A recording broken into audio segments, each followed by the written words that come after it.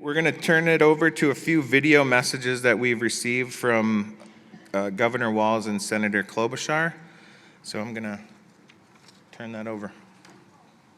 Hello, everyone. Governor Tim Walz here. I'm honored to share a few words as you gather today for the Mille Lacs State of the Band address.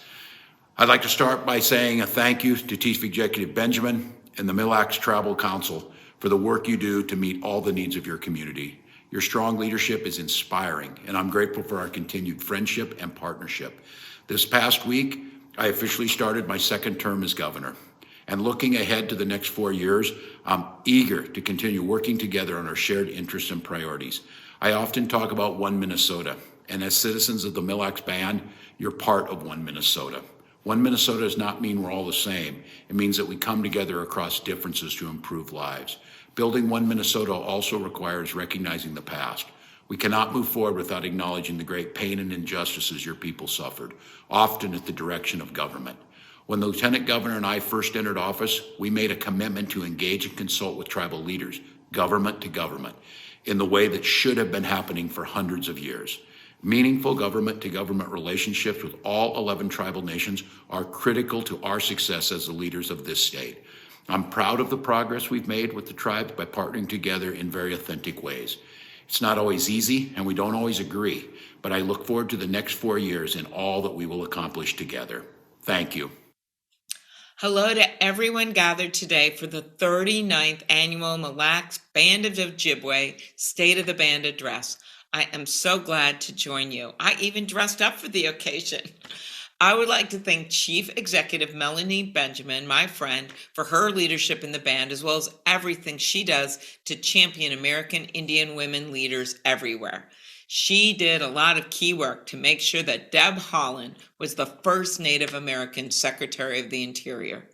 I'd also like to recognize Secretary Treasurer Sheldon Boyd, as well as district representatives Virgil Wind, Wendy Merrill, and Harry Davis.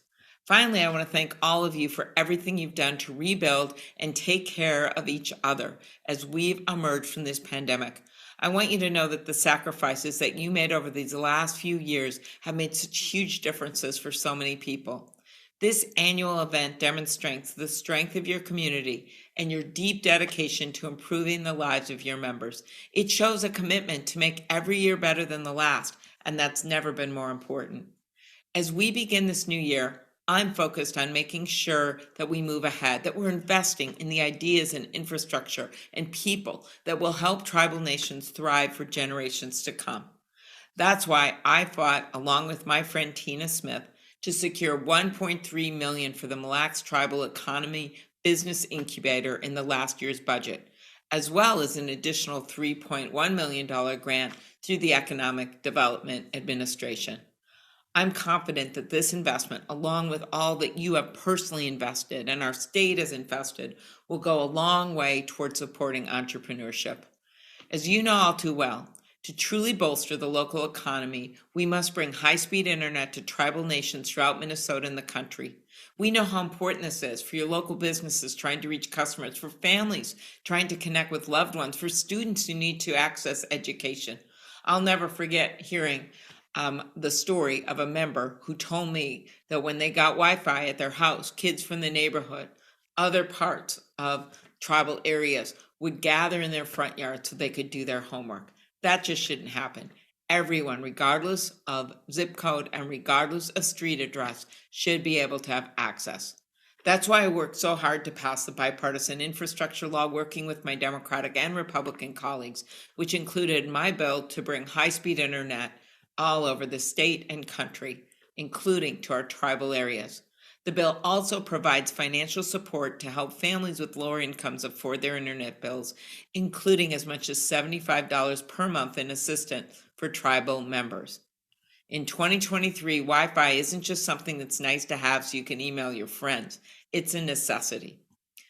Throughout my time in the Senate, I've had the honor of working with all of you, with your leadership, visiting you, learning from you. A world that is led by leaders like you see in the Mille Lacs Band is a world that's better for everyone. I've seen how you've helped other tribes. I've seen how you've helped your own members. I've seen how you put people first. Looking ahead, I am committed to continuing to work together, government to government, to make sure that tribal sovereignty is recognized and respected. So here's to you, the state of the band. I have a glass I just happened to pick from our cabinet that I thought was kind of interesting. Optimist, pessimist, glass half full, glass empty. I'm an optimist going forward, and that's because you are part of Minnesota. You are the Mille Lacs Band. Thank you so much, and I look forward to seeing you. Thanks, everyone. Thanks, Chairwoman.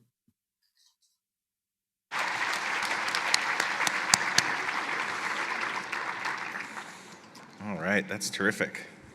Okay, our next speaker is no stranger to Indian country. As senator, she is proud to represent and advocate for the 7 Ojibwe tribes, the 4 Dakota tribes, and the vibrant urban indigenous community in Minnesota as a member of the Senate Committee on Indian Affairs. She has been a leader in advocating for policies that address disparities in health, infrastructure, economic development, workforce development, housing, and education. She believes in uplifting the voices of tribal leaders in Minnesota and working with them so the federal government can step up and fulfill its responsibility to all tribal communities.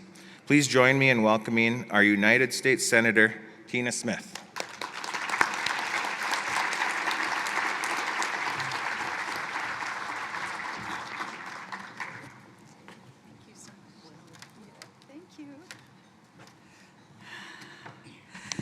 Bonjour, good morning, everyone. I see before me the entire community, it feels. I almost feel as if we should be asking who isn't here today, rather than who is here. Chief Executive Benjamin, it is wonderful to be here with you, Secretary-Treasurer Sheldon Boyd, all of the tribal leaders and band members and the Mille Lacs community. I'm so glad to be here with my friend, State Auditor Julie Blaha. It is particularly meaningful for me to be honored by being invited to speak with all of you today with my friend, Chief Executive Melanie Benjamin. Chief Executive Benjamin and I have known each other for over 10 years, and in this time, I have come to deeply respect her leadership and the fierceness with which she fights for the interests of her people and all Native peoples in this place that we now call Minnesota and all across the United States of America. Chief Executive Benjamin is a strong moral voice and recognized as a national leader, consulted by senators and presidents and many, many others on the important issues related to tribal nations. I have learned from Melanie, and I know that I am a better senator because of our long relationship. So I'm home in Minnesota for just a couple of weeks, which gives me an opportunity to be here with all of you. And the tribe asked me to reflect a little bit on what we have accomplished over these last 2 years and what we have to look forward to in the next Congress, which just started a couple of weeks ago. As you heard, I serve on the Senate Indian Affairs Committee, where I believe it is my priority and my role to lift up the leadership and the voices of Native people in Minnesota and all over the country.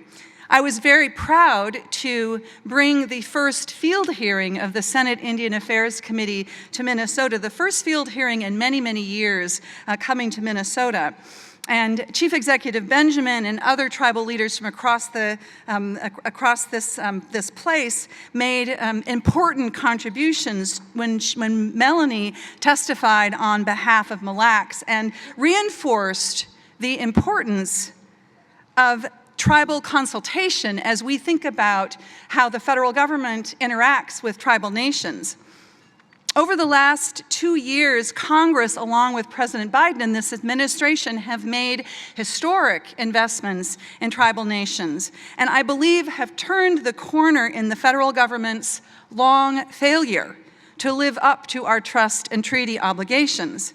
The laws that we have passed, some on a bipartisan basis, include investments in tribal colleges, drinking water, broadband internet access, as Senator Klobuchar described, traditional infrastructure and roads and bridges, climate resilience, and also the highest ever funding for Native housing. The topic, in fact, of the Minnesota field hearing from last summer was what we need to do to make sure that those resources are fairly and equitably distributed to Minnesota's tribal nations. We need to work hard to make sure that that happens. And I am very proud to say that at the end of the budget, federal big budget, which we passed at the very end of last year, we took a big step forward in supporting Indian Health Service, something that leaders Mille Lacs have advocated for so powerfully. The federal government has a responsibility enshrined in our trust and treaty commitments to provide health care for Native people, yet the Indian Health Service has long been severely underfunded and has not been afforded the same promise of continuity that other federal programs have received when it comes to potential disruptions. For example, the disruptions around a federal government shutdown. This is called advanced appropriations, and this year, not only did we increase funding for the Indian Health Service, not enough, but a significant increase, but also, for the first time, we changed the law so that Indian Health Service will have advanced appropriations, just like other critical federal programs like Medicare, for example. This will help IHS plan and budget for facilities and equipment upgrades and to provide stable, uninterrupted care. This is an important step towards fulfilling our promise of full, mandatory funding for Indian Health Service.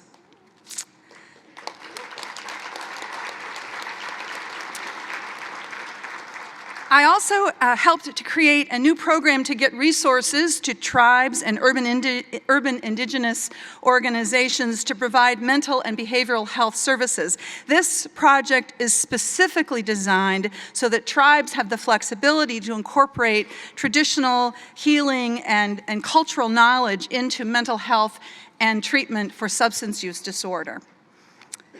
Last year, we welcomed Secretary Deb Haaland to Minnesota, and it was a historic day to see her come to us. She had a powerful visit, thinking about and talking about her work to reveal the trauma from the terrible circumstances of indigenous Native boarding schools. And she also had an opportunity to sit down with leaders from all 11 sovereign nations, including with Chief Executive Benjamin. That was a special, special moment for me. As we look towards 2023, I want to just say one last thing about what I will be working on. We have a very big opportunity to make progress on food sovereignty as we work on the 2023 Farm Bill. Federal food and agricultural programs need to work for Native people and tribal nations. Food is medicine. Food is culture. And tribes should have the power to run nutrition assistance programs like SNAP, just like state governments do. This will be a big priority of mine as we work on the Farm Bill. Tribal agricultural initiatives and Native farmers should be supported with the kind of resources that you need in order to fulfill your promise. And I will work with you to protect indigenous wild rice. Monoman is your way of life. It is sacred, and no one should be able to mass produce wild rice with government money and then claim that it is something that it is not.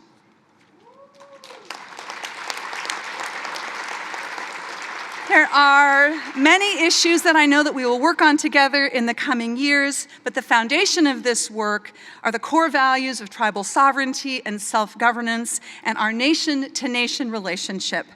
Miigwech again for your leadership and for your partnership, and I look forward to working with all of you for many years to come. Thank you.